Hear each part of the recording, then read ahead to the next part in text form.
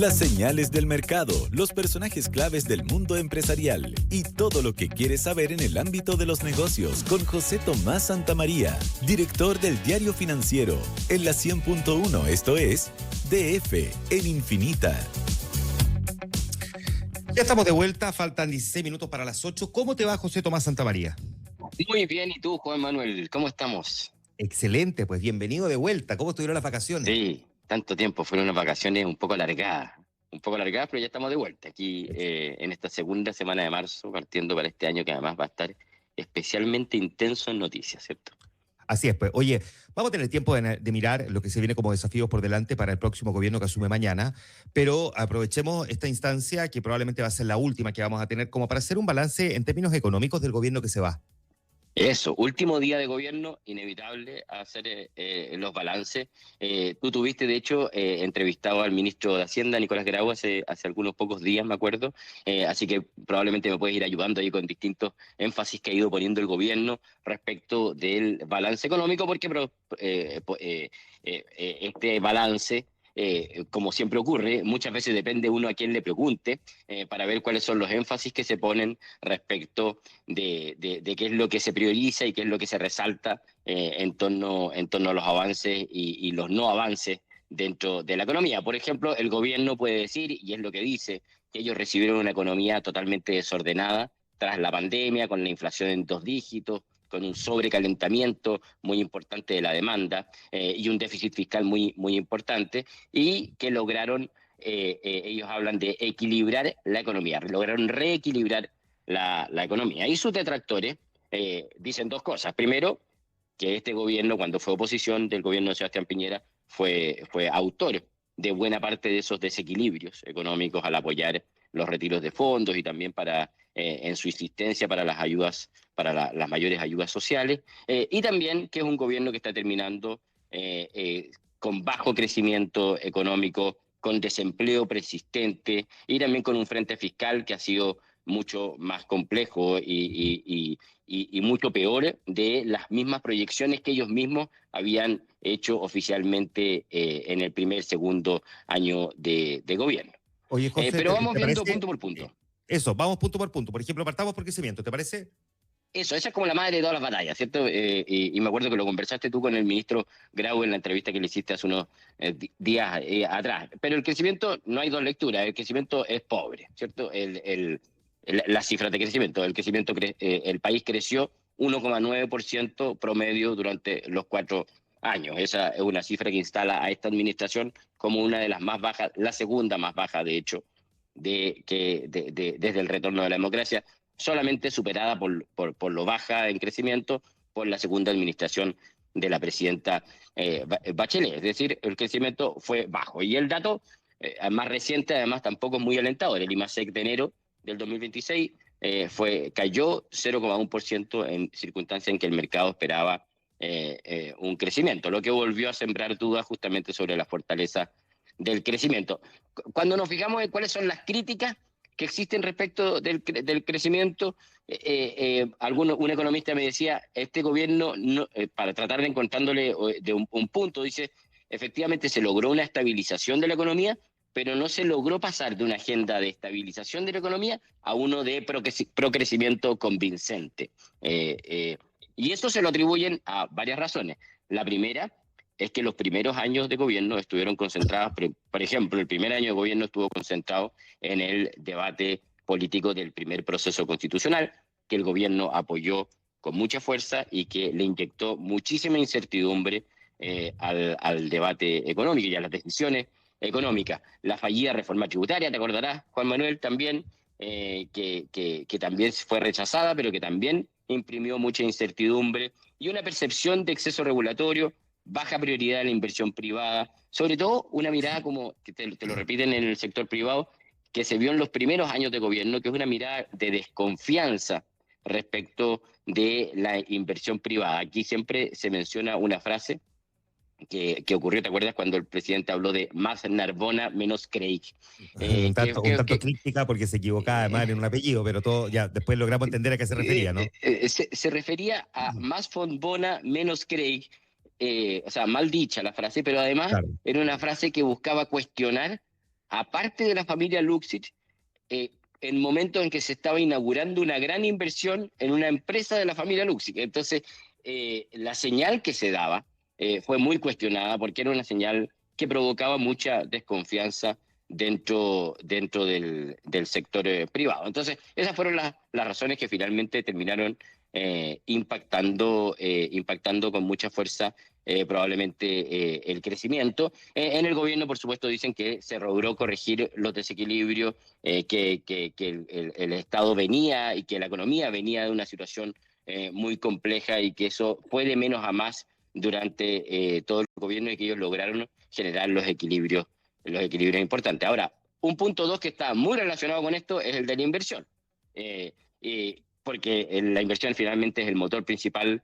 de ese crecimiento. Y esa inversión durante los primeros años de gobierno se vio muy debilitada y fue justamente por estas mismas razones de las que estamos hablando. La reforma tributaria, el proceso constitucional, esta mirada con más desconfianza respecto del sector privado, que el mismo presidente incluso lo reconoció en algunos de sus discursos, fueron generando una menor inversión que se fue recuperando hacia el final del gobierno, y eso sí hay que reconocerlo. El año 2025 mejoró con la inversión con fuerza, y para este año también se espera muchos mejores datos de inversión, aun cuando el Banco Central advierte que se trata de un repunte en la inversión algo desigual, ¿ya? Porque está con mucha fuerza en ciertos sectores versus otros sectores.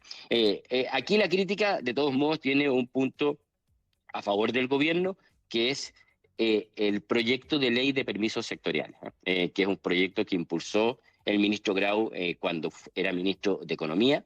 Ese sí es un proyecto que es muy valorado y cuyos resultados veremos más adelante, porque es un proyecto complejo, por supuesto, y que tiene muchos cambios, y esos cambios van en etapas, demora un tiempo, y por lo tanto está por verse cuál es el verdadero efecto que tiene eso finalmente en la inversión, y lo veremos seguramente en los años siguientes. Pero hay un punto ahí de algo que se hizo efectivamente, que se llevó adelante y que tiene un impacto positivo en la inversión. La inversión, entonces, es un punto que fue de menos a más.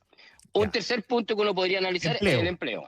Eso te iba a decir, el empleo. Eso es clave. El empleo. Y es clave porque además aquí es donde las familias reconocen el efecto de la economía, en el empleo y la inflación, ¿cierto? Son los dos factores en donde la economía llega a las casas, digamos, de las personas, digamos. Y el gobierno termina con una tasa de desocupación de 8,3%, es decir, lleva más de 30 meses, varios meses más, digamos, sobre el 8%. Es una desocupación persistente que el gobierno no logró bajar del 8%, y con una tasa de ocupación que todavía está por debajo de los niveles prepandemia, y con un mercado laboral con una informalidad que llega en torno al 27%. Aquí la crítica opositora es súper dura. Dice que el gobierno encareció la contratación formal en un momento de debilidad económica. Si uno empieza a pensar cuáles fueron las grandes políticas pro empleo que existieron, la verdad es que las políticas laborales que existieron durante este gobierno fueron el alza en el salario mínimo, la implementación de las 40 horas, la ley Karin, y hacia más adelante también la reforma previsional. Son todos proyectos que son muy valorados y muy defendibles desde una perspectiva social, pero que generan mayor costo al empleo. El gobierno los reconoce, estos avances, como un logro, es probablemente el logro más concreto, digamos, de su agenda, pero los críticos dicen se le metió más costos laborales en un momento en que lo que necesitábamos era más empleo, o sea, más políticas pro empleo.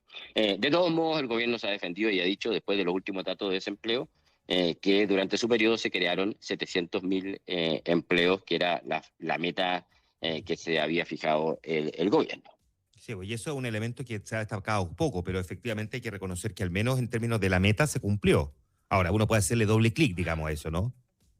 La meta se cumplió, entró mucha gente al mercado laboral y eso probablemente es lo que está generando que el desempleo se mantenga sobre el 8% y que no haya logrado bajar de esa barrera, que probablemente es una de las primeras misiones que va a tener el gobierno de José Antonio Kast. De hecho, Jorge Quirós, el futuro ministro de Hacienda, ha dicho que al final de sus 4 años lo juzguen por ojalá tener un desempleo más cercano al 6%, acercándose más al 6%, es lo que ha dicho Jorge Quirós, un desafío probablemente uno de los más importantes del futuro mandato. Un punto 4, el de la agenda laboral. Bueno, ya lo comentábamos en el punto anterior, pero lo quise separar porque este es uno de los probablemente hitos más concretos que tiene para mostrarle el gobierno. Efectivamente, el salario mínimo subió hasta 539.000 pesos en 2026, desde los 380.000 pesos en los que estaban en 2022.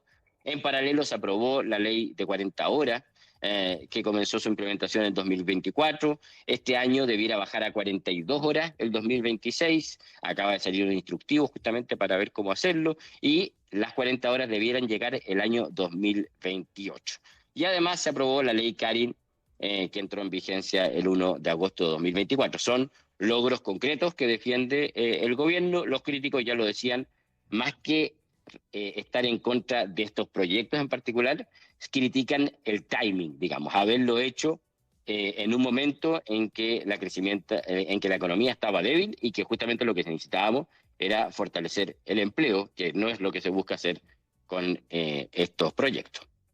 Ya, Un punto 5 que uno podría analizar es la inflación, que probablemente es el mayor logro del periodo, digo del periodo porque acá, como es un logro, tiene muchos autores, ¿cierto? Pero sin duda, el más importante responsable de una caída fuerte de la inflación es el Banco Central, ¿cierto? El Banco Central liderado por Rosana Costa.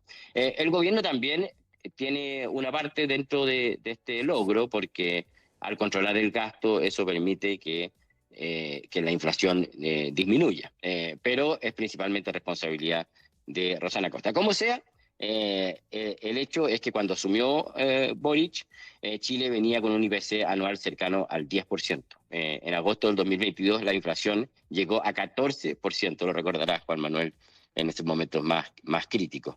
Y estamos terminando... Para ser preciso. Claro, 14,1% de hecho en agosto de ese año. Estamos terminando el gobierno con una inflación de 2,4%, es decir, muy en la meta del 3% que se fija el Banco Central. La tasa de política monetaria llegó a estar en su peor momento en 11,25%. Y luego fue bajando y hoy día está en 4,5%. Sin duda es uno de los grandes logros de este periodo, como decimos, en donde las responsabilidades principalmente son del Banco Central, pero donde también el gobierno cumple un rol. O sea, básicamente lo que hace el gobierno, uno podría pensar, es no abonar a ir en contra del esfuerzo del Banco Central, digamos, tomando políticas que vayan en el sentido contrario, digamos. Lograr controlar el gasto, controlar digamos la inversión pura, no incentivar el consumo justamente para así ir aplanando las cifras de inflación, y en eso sí el gobierno fue muy responsable, especialmente en la primera etapa del periodo, cuando llevó adelante esa contracción. ¿Te acuerdas del primer año de gobierno? Siguiendo lo que decía la ley de presupuesto, la última ley de presupuesto que había aprobado el gobierno de Sebastián Piñera. El déficit fiscal es 1,6 y esto aquí sí que es probablemente el más disputado. El gobierno, por supuesto, que alega que la situación estaba extremadamente deteriorada cuando ellos la recibieron, después de la pandemia. Pero el cierre no fue bueno. El mismo Consejo Fiscal Autónomo, que es una entidad autónoma que analiza estas cosas, dice que 2025 terminó con un déficit de 3,6%, muy por encima de lo que había proyectado el propio gobierno y que se había fijado como meta. El ministro Grau, lo hacía contigo la semana pasada, ha defendido que no estamos frente a una emergencia en este tema y que y que el gobierno sí recibió una economía mucho más deteriorada y una situación fiscal mucho más deteriorada de cómo lo está entregando. Ahora, el Consejo Fiscal Autónomo no se ha guardado cuestionamientos respecto a la forma en cómo se han hecho las cosas en este periodo. Hace especial hincapié en los errores reiterados y significativos en la proyección de ingresos. El gobierno ha cometido varios errores en cómo se proyectan los ingresos, el último respecto de cómo se proyectaron los ingresos fiscales durante el último periodo del año pasado, lo que finalmente ha terminado deteriorando la situación fiscal del país. Vamos muy rápido. Perdona, es que, sí, Dime, pero hay que decir que sí, se puede señalar que efectivamente recibieron un país extremadamente endeudado, pero los cálculos propios son los que fallaron. Si el tema es los cálculos propios fallaron y no porque no supieran con qué se iban a encontrar. Son los cálculos propios que ellos proyectaron incluso hasta el final del 2025 los que finalmente no se cumplieron, y ahí está la crítica del Consejo Fiscal Autónomo. Claro, y no pasó una vez, pasó varias veces, digamos, claro, en que hubo errores en cómo se calculaban 3 veces por lo menos. Ingresos fiscales. Eso llevó a que finalmente el gobierno incumpliera la meta en 3 años dentro del periodo de su periodo. José Tomás, ellos lo que sí han destacado mucho es en términos del manejo de la deuda pública. Sí, ellos es como uno de los grandes logros que insiste el gobierno en que la deuda pública no creció. Dice, o sea, no creció. Es el gobierno en el que menos creció la deuda pública, es lo que dicen ellos, y respecto además del año 2025, comparado con el 2024, la deuda se mantuvo en 41,7%. Claro. Eso es innegable, digamos, el dato. Ahora, cuando se ponen cuando se analizan los datos, los economistas más críticos dicen que esto ocurrió más bien por una cosa contable, digamos, que no tiene que ver con una consolidación fiscal, sino que principalmente por un efecto del mayor precio del cobre o del tipo de cambio de inflación, lo que reduce un mecanismo como de la razón deuda-PIB, digamos, y que eso es la razón finalmente por la que la deuda no terminó creciendo. Pero el hecho real, y hay que darle el punto, es que la deuda efectivamente se mantuvo respecto al último año en 41,7% y se mantiene todavía distante del 45% del PIB, que es el que usa el CFA como referencia. Oye, José, y dos cosas. Hablemos de un punto que logra y otro que no. La reforma de pensiones, que es histórico, pero la reforma tributaria que no consigue. Claro, yo creo que las reformas son el último punto que uno debiera analizar. La primera fue la reforma tributaria, que te acuerdas lo duro que fue para el gobierno el rechazo de uno de los proyectos más importantes que tenía, que se rechazó en general en la Cámara en marzo del 2023, y eso obligó al gobierno a aguantar un año para volver a discutir sobre reforma tributaria. Eso fue un golpe muy duro para el gobierno, porque era muy importante para llevar adelante los cambios sociales que estaban tratando de empujar, pero básicamente fue algo que perdió el gobierno por mala gestión política en su discusión en el Congreso. Ahora, luego se aprobaron un par de proyectos también tributarios, como la ley de cumplimiento tributario, que busca que da nuevas herramientas al Servicio de Impuesto Interno para la evasión, la elusión, la informalidad, crimen organizado. Está por verse cuánto es lo que recaude finalmente ese proyecto, y otro hito relevante y tangible es la aprobación del proyecto de royalty a la minería, que eso sí se aprueba ahora. Pero sin duda el mayor éxito legislativo y el gobierno, y yo creo su principal legado, será la reforma de pensiones, una reforma que se venía discutiendo desde hace ya muchos años y que logró aprobarse con un aumento en la cotización adicional. Cerró finalmente el tema, se revalidó la capitalización individual, un proyecto muy distinto a como lo había pensado el gobierno inicialmente. ¿Te acuerdas que había hablado del fin de las AFP? Terminaron las AFP revalidadas con el concepto de la capitalización individual, pero lo cierto es que se logró cerrar una discusión que llevaba muchos años con un proyecto que dejó contento en general a la mayor parte de los sectores. Eso fue el gobierno de Gabriel Boric, más o menos en cifras económicas. Cada quien nos escucha hará su balance respecto de si fue bueno o malo, le pondrá la nota respecto de los resultados según lo que dice cada quien. Bien, pues José, nos juntamos el de día viernes. Abrazo. El día viernes estaremos ahí. Nos vemos. Un abrazo, Gracias. chau. José Tomás Santamaría, director del Diario Financiero, esta mañana con nosotros, 8:03. Esto fue DF en Infinita con José Tomás Santamaría, director del Diario Financiero. Un espacio para conversar e informarse por la 100.1.